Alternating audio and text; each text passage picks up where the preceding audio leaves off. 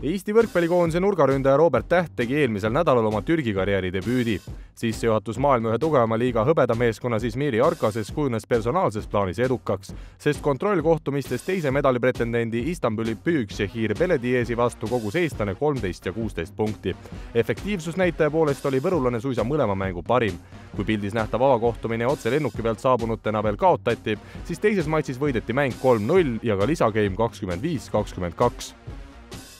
Täht tõdeb, et Izmiri kuulus peatreener Glenn Hogue näeb teda eeloleval hooajal just liidrirollis, sest 25-aastase eestlase peamised rünnakukaaslased on alles noored Türgi võrkpalli tulevikulootused, 19-aastane Bosnia taustaga Adis Lagumzia ja 22-aastane Yigit Gülmezoglu.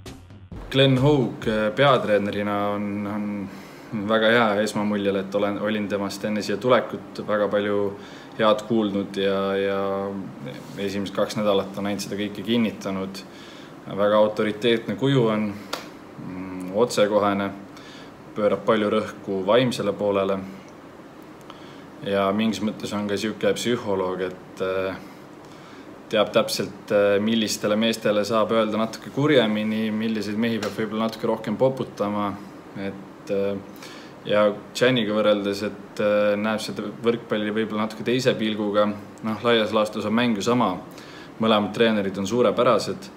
Aga mulle võib-olla praegu just sobib see, et Janiga olen siin pikalt koostööd teinud ja olen üritanud ammutada nii palju teadmisi temalt kui võimalik. Aga nüüd saab natukene võib-olla siuksi teise pilguga õpetussõnu ka, et usun, et see on ainult hea.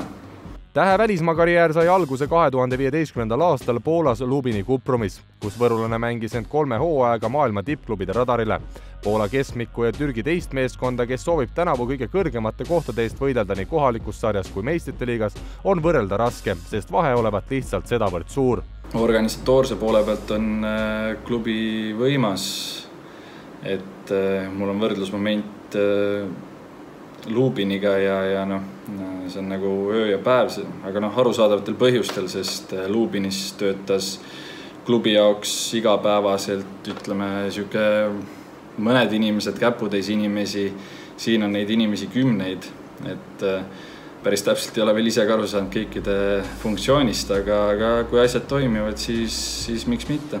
Izmiri linnaga sai Täht sinasõbraks kiiresti. Izmir on 4,2 miljoni elanikuga linn. Minule kui võrupoisile, kus elas siis ligikaudu 14 000 elanik, on see natuke hoomamatu. Väga soe kliima on siin. Kohalikud räägivad, et Izmir on kõige vabameelsem linn ka võrreldes teiste Türgi linnadega. Et siin nii palju neid usuhulle ei ole ja ega linnapildis ka neid rätipäid väga palju näha pole. 192 sentimeetri pikkune Täht ei pea ka Türgi ebastabiilse majanduse tõttu hinge kinni hoidma, sest palka makstakse talle eurodes, mitte liirides, mille kurss on viimase aastaga meeletult langenud.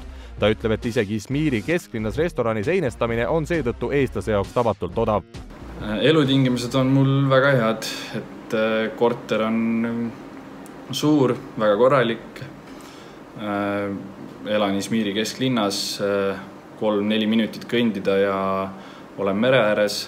Vahepeale jäävad igasugused terve hunnik restorane ja tänavad, ilusad tänavad, kus liigub väga palju inimesi. Teisele poole jalutades 3 minutit on saal, kus toimuvad siis pallitrennid ja mängud. Aga jõusaali teeme klubi kompleksis, et see asub minust 20 minutit autosõitu. Aga see on ka väga hästi ära organiseeritud, et kui on jõusaalid hommikuti, siis tuleb autojuht, võtab mind siit ukse eest peale, viib trenni ja kui trenn on tehtud, see on kõhu täis seal ja tuuakse koju tagasi. Täht ja Izmiri Arkas jätkavad hooajaks ettevalmistumist täistuuridel. Juba sel nädalal osaletakse kontrollturniiril Istanbulis, kus üheks vastaseks on ka Oliver Venno koduklubi Galatasaray.